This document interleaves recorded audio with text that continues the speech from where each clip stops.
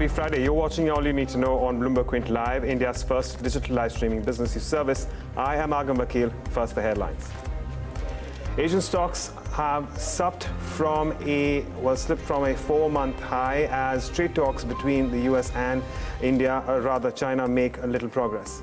US President Donald Trump will sign an executive order to declare a national emergency in order to seek more funding from building a wall. Lenders of Jet Airways will get a majority stake in the airline by converting part of their debt into equity. The airline also posted its fourth straight quarterly loss on Thursday. The government has hiked the minimum selling price for sugar by 7% to 31 rupees from the earlier 29 to ensure that they repay dues to farmers on time. And over 40 soldiers were martyred in terror attack in Jammu and Kashmir's Pulwama district. Terror outfit Jaish-e-Mohammed has claimed responsibility for the attack. Let's begin the action on Wall Street with markets ending mostly lower after retail sales dropped the most in nearly a decade. Weak earnings from stocks like Coca-Cola also weighed on investor sentiment. Abigail Doolittle of Bloomberg sums up the session in this report. Stocks ended mixed in Thursday's Wall Street session. After a very choppy session at the end of the day, though, the Dow finished down by about 0.4%. That S&P 500 dropped by about 0.3%, while the tech-heavy Nasdaq outperformed up about 0.1%. Now, the big story in the day, retail sales for the month of December unexpectedly dropping by 1.2% relative to the expectation of up 0.2%. That was the worst decline since 2009. Perhaps some of that stock market volatility of last year eating into consumers' desire to spend. Now, initially, that sent stocks down sharply at the lows, the Dow down about 0.9%. At the end of the day, though, again, a mixed market, suggesting maybe some investors are back to the old idea of bad news is good news because it means the Fed's got the markets back, at least staying in pause mode relative to rate hikes. Now, on the sector watch for the S&P 500, not surprisingly, 6 sectors were lower, 5 higher. Some notable movers, AIG, the insurer, down 9%. This on the second earnings miss in a row. Coca-Cola, unbelievable, down 8.4%, the worst day since 2008. This on a somewhat lackluster quarter, but it was more the outlook that weighed on those shares. Now, after the bell, a number of 13Fs for some big investors came out, including Berkshire Hathaway, Warren Buffett's fund. They added Red Hat, the cloud company. They exited Oracle. They cut the Apple position, but that is still 21% of Berkshire Hathaway's overall portfolio. So you could say that they're still pretty positive on the prospects for Apple. And then returning finally just to the overall picture for markets, again, stocks were mixed. Bonds did rally. When you put that together, there was a neutral to slightly risk-off tone to Thursday's Wall Street session. From New York, Abigail Doolittle, Bloomberg News.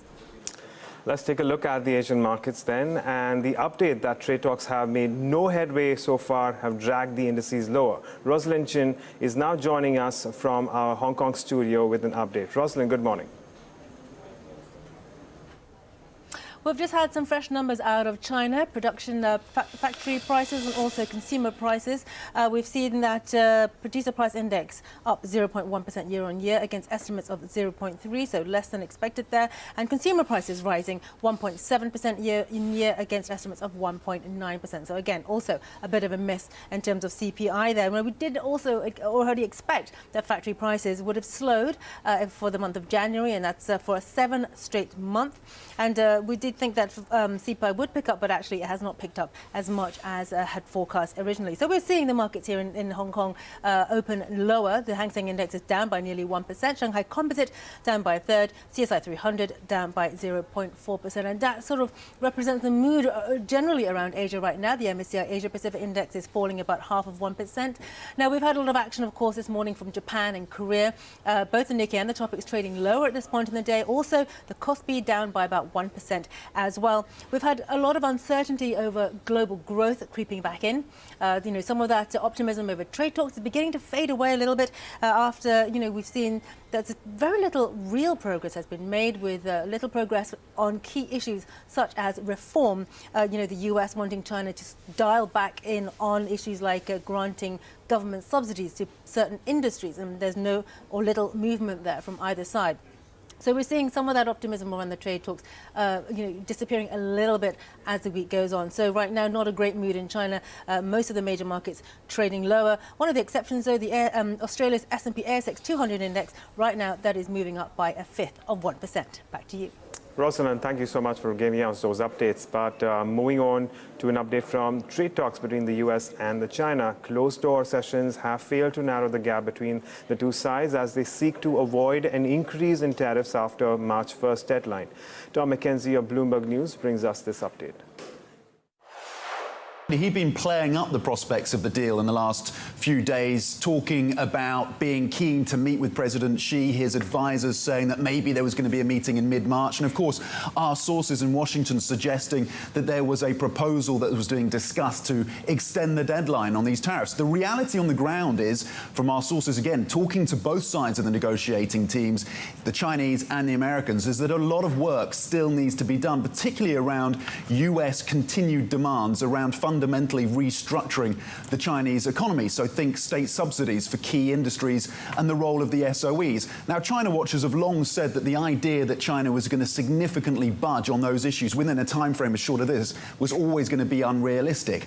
Nonetheless, it had been a continuing demand from the US side. There has been some movement, of course, in the Chinese in the last few weeks and months around intellectual property and around pledges to buy more products from the US. But on these issues, there hasn't been much movement. Now the focus is on a meeting we're expecting to take place in Beijing between Robert Lighthizer, the USTR, and President Xi at some point Friday, Beijing time. And the question is whether or not enough comes out of that meeting to be able to allow Trump to justify an extension to these March deadlines, these tariff deadlines, and whether or not he's going to push that back by 60 days, as we've been hearing, has been proposed in Washington. While trade talks continue to drag, U.S. President Donald Trump will sign a legislation declaring a national emergency to get more money for his proposed border wall. Derek Wallbank of Bloomberg News brings us this report. Look, this next one is going to be into a bit of unprecedented territory. President Trump indicating very clearly that he wants to do this national emergency declaration. It's a bit of a difficult process. Simple at first. He just basically declares. And then after that, the consequences start.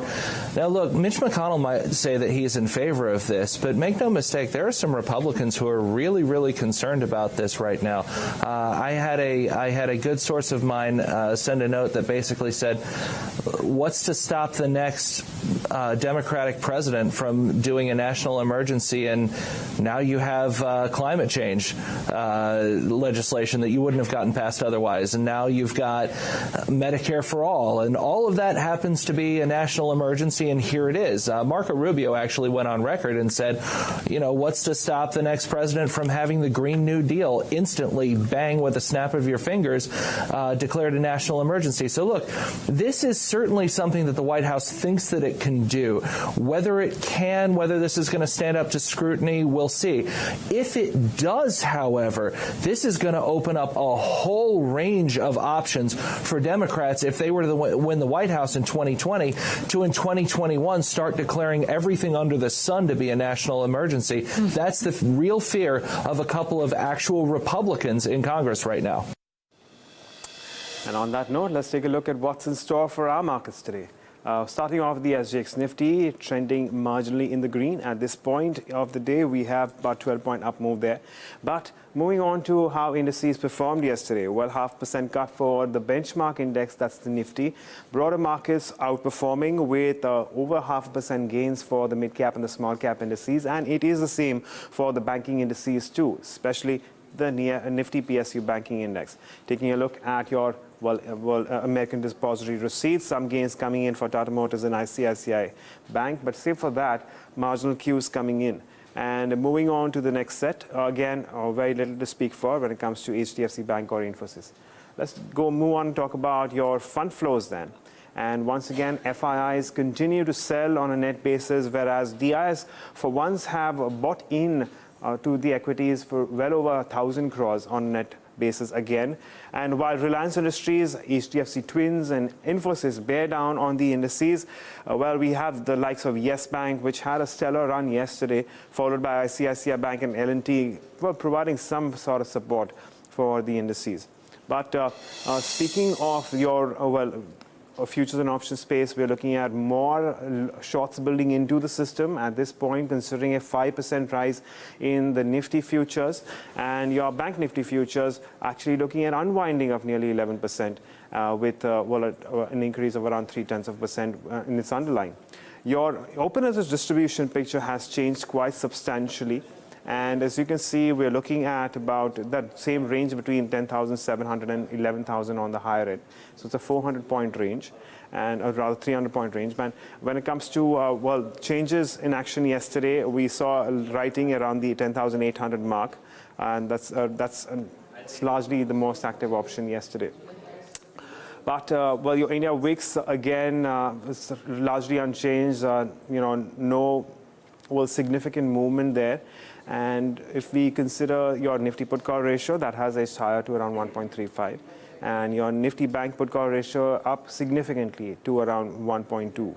Now, if stocks which are in the F&O ban at this point in time, there are 7 now: Adani Enterprises, IDBI Bank, Jet Irrigation, Jet Airways, Reliance Power, with CG Power and PC Jeweler among the 2 new entrants. And Reliance Capital, of course, moves out of the F&O ban at this point. But that said, we've seen a lot of activity in the likes of Nalco, which is under pressure. And we've also seen Kaveri Seed Company lose out significantly, down 6%, fresh shorts building in. And in terms of unwinding, again, keeping an eye on something like a Jet Irrigation and Adani Ports, considering the sharp moves that we've seen. And on that note, we move across to what's making the headlines across the globe. We have Sue Keenan in Bloomberg News bringing us the first word headlines. Theresa May has 2 weeks to save her Brexit deal after suffering another defeat in the House of Commons. Lawmakers voted against a motion endorsing her plan to resolve the deadlock after a revolt by hardline Eurosceptics in the Conservative Party. The defeat strips May of her mandate to demand changes to the deal in Brussels and suggests she will not prevent Parliament taking control of the process. IMF boss Christine Lagarde, meanwhile, says European Union leaders must do more to raise living standards as populist movements question the merits of integration. She says that a quarter of a century after it was founded, the EU has largely delivered on its promise of peace and broadly shared prosperity. However, she warns that poorer southern countries have lagged behind the richer north, and the gap is getting wider. New York City Mayor Bill de Blasio says Amazon is throwing away a great opportunity by abandoning plans to build a second headquarters in Queens. The decision comes after fierce opposition from local people here in New York and politicians with criticism of local government subsidies and fears of soaring rents. De Blasio and New York Governor Andrew Cuomo had touted 40,000 new jobs with average pay of $150,000 that are no longer coming to New York. Global news 24 hours a day, on air and at TikTok, on Twitter, powered by more than 2,700 journalists and analysts in more than 120 countries. I'm Sue Keenan. This is Bloomberg. Now, Jet Airways plans to convert part of its debt to equity, which would give its lenders a majority stake in the airline. Somit Sarkar is standing by with the details on the debt resolution plan approved by the board. Somit, good morning. Good morning, Agam. So I'll go by step. I'll tell you step by step what announcement the company has given yesterday. So if you see the first announcement that has come in, that is the board has approved the resolution plan that has been put up by the consortium of banks. Now, according to the consortium of banks, there's a funding gap of close to 8,500 crore rupees in Jet Airways. And as the company is unable to repay this debt, the lenders have agreed to convert that debt into equity. So now they will be asking for shareholders' approval on Feb 21st to issue nearly 11.4 crore equity shares to lenders at just ₹1. Now, why ₹1? Because of the RBI circular, which says that lenders can convert that debt into equity at ₹1 when the book value per share of the company is negative. So that's the reason the debt of the lenders will be converted into equity at only ₹1. Now, this 11.4 crore equity shares gives lenders a stake of close to 50.1% in the company, which is a majority stake. And if you see the promoter, that is Naresh Goyal's holding in the company, would come down to around 25%, while that of Etihad will come down to 12%. The existing mandate shareholders, there will be a bigger dilution for them, as the stake will come down to close to 12.5% from 25% earlier. Now, they will be seeking shareholders' approval for this conversion of debt into equity on Feb 21st, and along with that they'll also be seeking shareholders approval to increase their authorized share capital. So you'll have to wait till Feb 21st for this conversion for this approval to come in from shareholders on this. But moving on to earnings, Sumit, how have Jet earnings been, especially given the kind of volatility that we've seen in crude? Well, nothing great has come out from Jet Airways earnings. It was a disappointment in the third quarter of financial year 2019 also, and that was because of lower passenger growth and a higher cost that has led to a loss in the third quarter of financial year 2019 for Jet Airways. Now, they have reported losses for the fourth consecutive quarter now. In Q3, the losses were close to 600 crore rupees, and this is despite the fact that its peers have managed to report profits in this quarter. Now, this is because of its high cost structure, which has also weighed on its core performance. Now, if you see the revenue minus cost per available seat kilometer, which represents the core per unit performance of the company, now that has yet again remained negative, and in the third quarter was just close negative of 0.8 rupees. Now, this is despite various initiatives taken up by the company to reduce its cost. Now, if you see the rise in cost, that is not only because of a higher fuel prices, but if you see the cost excluding fuel, that has also increased by nearly 14% compared to last year to close to 3.43 rupees, which is not at all encouraging given the fact the company has been continuously saying that they have been taking cost saving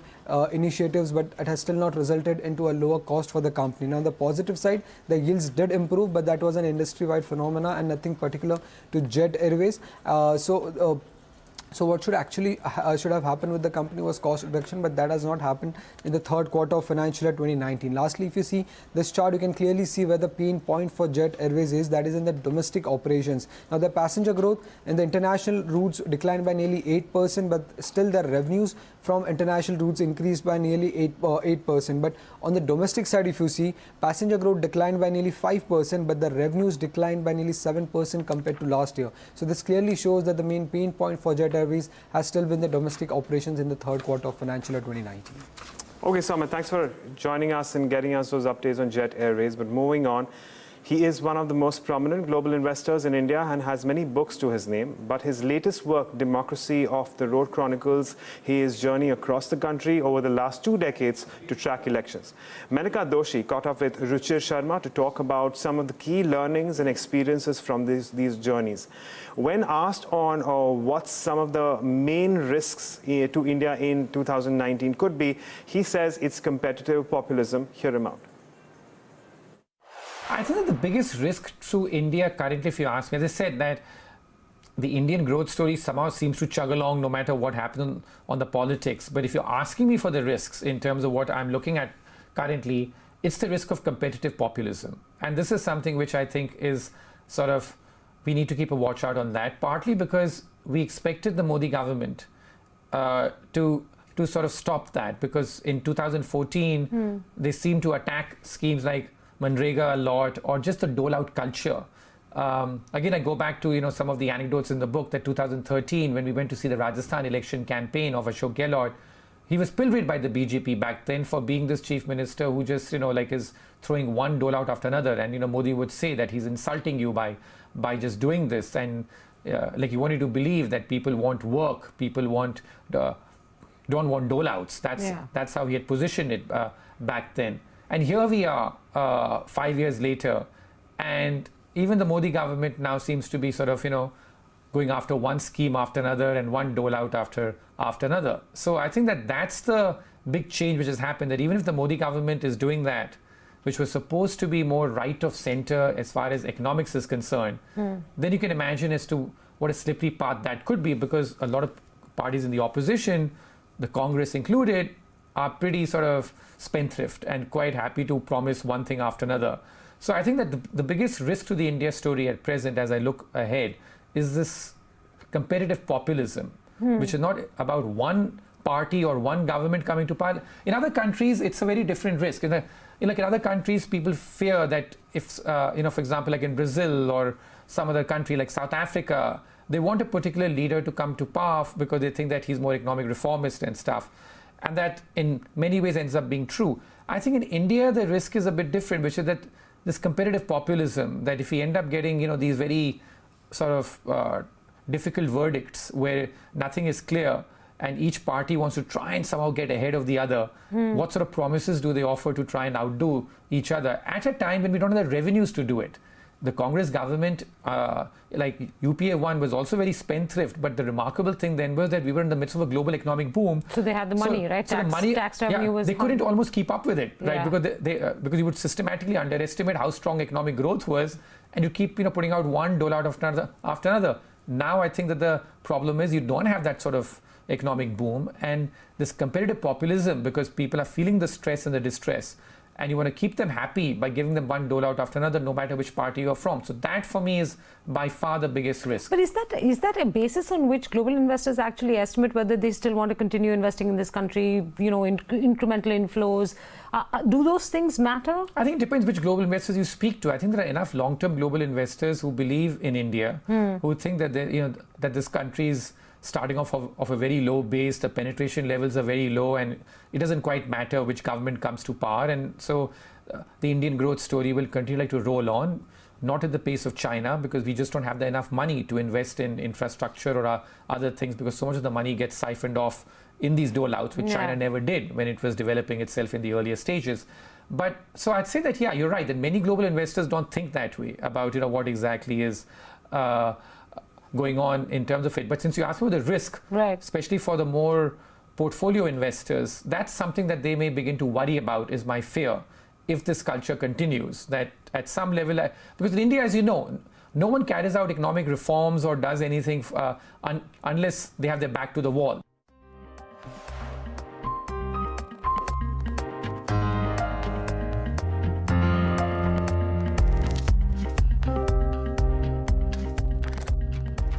Well, ONGC third quarter earnings were pretty much strong, as all the numbers were ahead of the analyst estimates. Now, if you see the headline numbers for ONGC, the revenue remained largely flat compared to last quarter, as against an analyst expectations of a decline.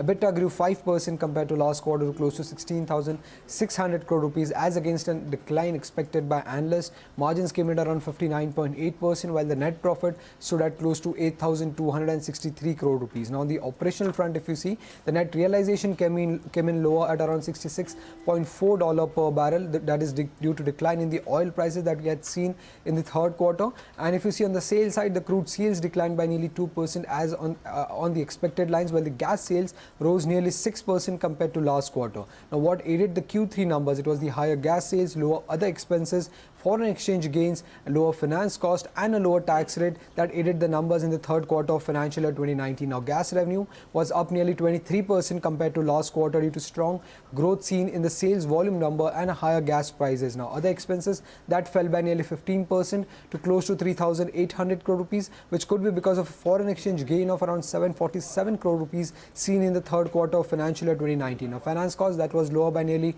8% as the company's debt taken to acquire HPCL has been going down since the third quarter of financial year 2018. Now, also the tax rate in this quarter was lower at around 31.5% as against 35% in the second quarter of financial year 2019. Now, some of these positives were offset by higher employee cost and higher write-offs and a lower other income. Now, other income was lower by nearly 7%, and this is despite the fact that the company had received a dividend income from Indian Oil Corporation in this quarter. Now, employee cost that was higher by nearly 11%, while well write-offs jumped nearly 2 times to close to 2,700 crore rupees. Lastly, the company also announced a dividend of close to 5.25 rupees per share, that is a dividend yield of nearly 4% at yesterday's closing price.